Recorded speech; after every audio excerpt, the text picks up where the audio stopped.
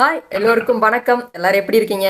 சூப்பராக இருப்பீங்கன்னு சொல்லிட்டு நம்புறேன். இன்னைக்கு நம்ம இந்த வீடியோவில் என்ன பார்க்க போறோம்னா, நானும் ரவுடி தான் சொல்லிட்டு ஒரு படம் வந்துச்சு பார்த்தீங்களா? அதில் பார்த்திபன் சார் ஒரு டைலாக் பேசுவார். ஆம்பளை மேலே வண்டி ஏற்று பொம்பளை வந்து வண்டியில் ஏற்று அப்படின்னு சொல்லிட்டு.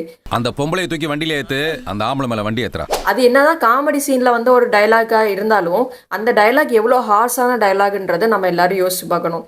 ஏன்னா அது எவ்வளோ ஒரு வல்கரான ஒரு டைலாகு.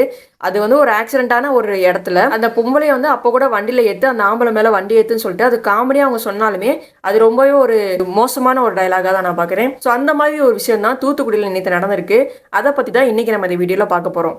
திருநெல்வேலியை சேர்ந்த 27 வயசான முகமது மஹபுல் ஹுசைன் அப்படின்ற ஒருத்தவர் இந்த வெளி மாநிலங்களில் இருந்து வேலை தேடி வர்றவங்களுக்கு வேலை வாங்கி கொடுக்குற வேலையை பார்த்துட்டு இருந்திருக்காரு.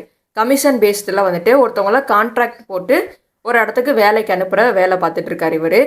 இவர் வந்து பார்த்தீங்க அப்படின்னா எந்தெந்த மாதிரி வேலைகளுக்கு அனுப்புவாங்க அப்படின்னு பார்த்தீங்கன்னா, செங்கல் வேலை, இந்த ஹாலோ பிளாக்ஸ் இருக்கு பார்த்தீங்களா அந்தது, அப்புறம் டைல்ஸு, இந்த மாதிரி கன்ஸ்ட்ரக்ஷன் ஒர்க் ரிலேட்டடாக இருக்க ஜாப்ஸ்க்கு வந்துட்டு இந்த வெளி மாநிலங்கள்லேருந்து வரவங்கள வேலைக்கு கான்ட்ராக்ட் பேஸில் வந்துட்டு கமிஷன் ஓரியன்டாக வந்துட்டு இவர் வந்து அனுப்புகிறாரு. ஓகேங்களா?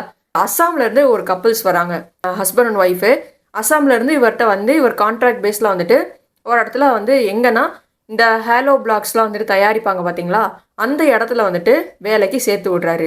இந்த ஹாலோ பிளாக்ஸ் வந்துட்டு தயாரிக்கிற அந்த யூனிட் வந்து எங்கே இருக்குது அப்படின்னு பார்த்தீங்கன்னா, அரசர் குளம் அப்படின்ற ஒரு இடத்துல. இது வந்து எங்கனக்குள்ள இருக்குன்னா ஸ்ரீவைகுண்டம் பக்கத்தில் இருக்கிற ஒரு ஹாலோ பிளாக் மேனுஃபேக்சரிங் யூனிட்டில் வந்துட்டு 2 வாரத்துக்கு முன்னாடி சேர்த்து விட்ருக்காரு.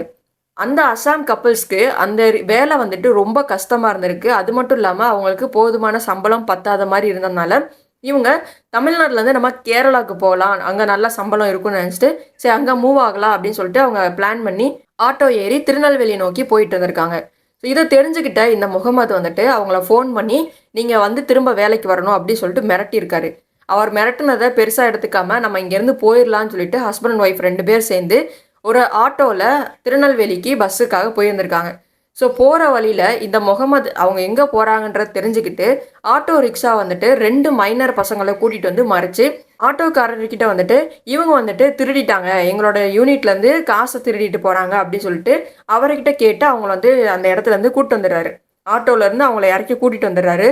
கூட்டிகிட்டு வந்து பக்கத்தில் இருக்கக்கூடிய ஒரு ஃபாரஸ்ட்டில் வந்து அந்த ஹஸ்பண்டை வந்து பயங்கரமாக அடிச்சிருக்காங்க. அந்த உமனை வந்துட்டு செக்ஸுவலாக ஹாரஸ் பண்ணியிருக்காங்க. அவங்க அந்த இடத்துல இருந்து தப்பிச்சு வந்து அங்கே இருக்கவங்கள்ட்டெல்லாம் இன்ஃபார்ம் பண்ணி போலீஸில் போயிட்டு கம்ப்ளைண்ட் கொடுத்துருக்காங்க. போலீஸ்லேருந்து ஆக்ஷன் எடுத்து அந்த ஹஸ்பண்ட் அண்ட் ஒய்ஃப் 2 பேரையுமே திருநெல்வேலி மெடிக்கல் காலேஜில் சேர்த்துருக்காங்க. அண்ட் இந்த முகமதி 2 மைனர் பசங்களையும் வந்துட்டு அரெஸ்ட் பண்ணியிருக்காங்க. நம்ம நாட்டில் நிறையா பெண்கள் வந்துட்டு வீட்டோடு இருக்கிறதுக்கு காரணமே வெளியே போனால் அது இந்த மாதிரி ஏதாச்சும் பிரச்சனை நடக்கும் அப்படின்றதுக்காக தான் வந்துட்டு வீட்லேயும் விட மாட்டாங்க. அந்த பெண்களுக்குமே ஒரு பயம் இருக்கும். ஒரு பிரச்சனையில் அவங்களோட கற்பை பற்றியும் அவங்களோட கற்பை சீரழிக்கிற மாதிரி நடந்துக்காமல் இருந்துச்சு, அவங்களோட உடல் ரீதியாக சண்டை போடுறதுக்கு இந்த சமுதாயம் ரெடியாக இருக்குது அப்படின்னா இங்கே எல்லா பெண்களுமே வீட்டை விட்டு தைரியமாக வெளியே வந்து சண்டை போடுவாங்க. ஆனால் அவங்கள கற்போட நீங்கள் விளையாடுறதுனால தான் இங்கே நிறையா பெண்களோட வாழ்க்கையே வந்து பாதிக்கப்படுது. ஃபஸ்ட்டு கான்ட்ராக்ட் வச்சு வேலைக்கு கூப்பிட்டுட்டு அவங்க வரலன்னா அதை வந்து நம்ம கேட்டிருக்கணும், அப்படி இல்லைன்னா வேலைக்கு வர சொல்லியிருக்கணும். அதேமாரி அவங்க அந்த வேலையை விட்டு போனாங்கன்னா அது அவங்களோட விருப்பம், அதை விட்டுறணும். அதில் போய் அவங்க 2 பேரையும் ஃபஸ்ட்டு வழிமறித்து அடித்ததே தப்பு. அது வன்முறை. ஃபஸ்ட்டு நம்ம வன்முறையவே கையில் எடுக்கக்கூடாது. இவங்க வந்து கான்ட்ராக்டை மீறி அவங்க வேறு அந்த ஊரை விட்டே போகிறாங்க அப்படின்னா இவர் வந்து சட்டப்படி போய் போலீஸ் ஸ்டேஷனில் தான் கம்ப்ளைண்ட் பண்ணியிருக்கணும். அதை விட்டுட்டு அவங்கள போய் அடித்தது தப்பு. அதுலேயும் அந்த ஆம்பளை அடிச்சுட்டு அந்த பொம்பளை வந்து கற்பழிச்சாங்க பார்த்தீங்களா, அதுதான் மிகப்பெரிய தப்பு. நான் ஆம்பளை, நான் வீரம், நான் வந்து பெருசு, அது இதுன்னு பேசுகிறீங்கன்னா பெண்களை வந்துட்டு சமமாக போய் சண்டை போடுங்க. அவங்களோட கற்பை வந்து கேவலமாக கெடுக்கிறது தான் வீரம், ஆண்மைன்னு சொல்லிட்டு கேவலமான ஒரு மைண்ட் செட்டை விட்டு இந்த சமுதாயம் என்னைக்கு தான் வெளியே வரப்போகுதுன்னே தெரில. ஸோ பெண்களுக்கு நான் என்ன சொல்லிக்க விரும்புகிறேன் அப்படின்னா, உங்களோட கற்பை வந்து சூறையாடுற மாதிரி சுச்சுவேஷன்ஸ் வரும்போது நீங்கள் வந்து கொஞ்சம் ஃபிசிக்கலாக ஸ்ட்ராங்காக இருந்து அதை வந்துட்டு தைரியமாக ஃபேஸ் பண்ணி திரும்ப அடிக்கணும் அப்படின்ற ஒரு மைண்ட் செட்டை நீங்கள் இப்போ இருந்தே கொண்டு வந்தீங்க அப்படின்னா தான் அந்த சுச்சுவேஷனில் உங்களுக்கு திரும்ப அடிக்கணும், எப்படி நம்ம தற்காத்துக்கணும் அப்படின்ற ஒரு மைண்ட் செட்டு நமக்கு வரும். நம்ம எந்த அளவுக்கு அழகாக தெரியணும்னு நம்ம நினைக்கிறோமோ அதே அளவுக்கு நம்ம வீரத்தோடையும் இருக்கணும், வீரத்தோடையும் நம்ம எல்லாருக்கும் தெரியணுன்றதே நான் அந்த இடத்துல சொல்லிக்கிறேன். கலராக வந்துட்டு ஃபேஸில் மேக்கப் பண்ணுறது, பவுடர்ஸ் போடுறது, க்ரீம்ஸ் போடுறது, குட்டி குட்டியாக ட்ரெஸ் பண்ணுறது, நல்லா வந்து ஸ்ட்ரக்சராக ட்ரெஸ் பண்ணுறது, இது மட்டும் மாடர்னைஸான தாட்ஸ் கிடையாது. இந்த சொசைட்டியில் தைரியமாக ஃபேஸ் பண்ணுறதுக்கு இந்த அழகான விஷயங்கள் மட்டும் கிடையாது. அதே மாரி நம்ம தைரியமாக இந்த சொசைட்டில வந்து ஃபேஸ் பண்ணணும். அதுக்கு வீரமாகவும் நம்ம வளரணும் அப்படின்றத நான் கேட்டுக்கிறேன். அழகுன்ற விஷயத்துக்கு இந்த காலத்தில் எந்த அளவுக்கு மதிப்பு கொடுக்குறீங்களோ அதே அளவுக்கு வீரத்துக்கும் மதிப்பு கொடுத்து நிறைய கலைகளை வந்து கற்றுக்கோங்க. தைரியமாக இருங்க. எந்த சுச்சுவேஷன்லையும் திரும்ப அடிக்கிற அளவுக்கு ஒரு தைரியமாக இருங்க. இனிமேல் வர காலங்களில் அழகுக்கு மட்டும் முக்கியத்துவம் கொடுக்காம கொஞ்சம் வீரத்துக்கும் முக்கியத்துவம் கொடுத்து திரும்ப அடிக்கிற அளவுக்கு தைரியமாக இருக்கணும் அப்படின்றத நான் இந்த இடத்துல கேட்டுக்கிறேன். ஸோ அதே மாதிரி வீட்டில் இருக்க அம்மாக்கள் வந்துட்டு முன்னாடி இருந்த அம்மாக்களும் சரி, இந்த ஜென்ரேஷனில் இருக்க அம்மாக்களும் சரி, இனிமேல் அம்மாவாக ஆக போகிறவங்களும் சரி, வீட்டில் பொம்பளை பிள்ளைங்களை மட்டும் இங்கே போகக்கூடாது, அங்கே போகக்கூடாது, இப்படி பேசக்கூடாது, அப்படி பார்க்கக்கூடாது, இப்படி இருக்கணும், அப்படி இருக்கணும்னு சொல்லி கொடுக்குறத பசங்களுக்கும் சொல்லி கொடுத்தீங்கன்னா ரொம்ப நல்லாயிருக்கும். நீங்கள் பொண்ணை இப்படி மதிப்பா, பொண்ணை இப்படி தான்ப்பா பார்க்கணுன்னு கூட சொல்லி கொடுக்க வேணாம். நீங்கள் அவங்களுக்கு வந்துட்டு கொம்பு சீவி விடுறீங்க பார்த்தீங்களா? அவன் ஆம்பளை பையன் எங்கே வேணால் போவேன், அவன் ஆம்பளை பையன் என்ன வேணால் பண்ணுவான், அவன் ஆம்பளை பையன் அவனுக்கு எங்கே வேணால் போய் படுத்து எந்திரிச்சிட்டு வருவான், அவன் எங்கே வேணால் போய் தூங்கி எந்திரிச்சிட்டு வருவான், அவன் ரோட்டில் கிடந்துட்டு கூட வந்துடுவான் அப்படின்ற ஒரு கொம்பு சீவிட்டு வளர்க்குறீங்க பார்த்தீங்களா? அதை நீங்கள் நிறுத்தினாலே இங்கே பாதி பிரச்சனை சரியாகும்னு எனக்கு தோணுது. ஏன்னா அந்த ஒரு தைரியத்தை, ஒரு திமிரை வந்து அவங்க மனசில் வந்து திணிச்சிடுறீங்க.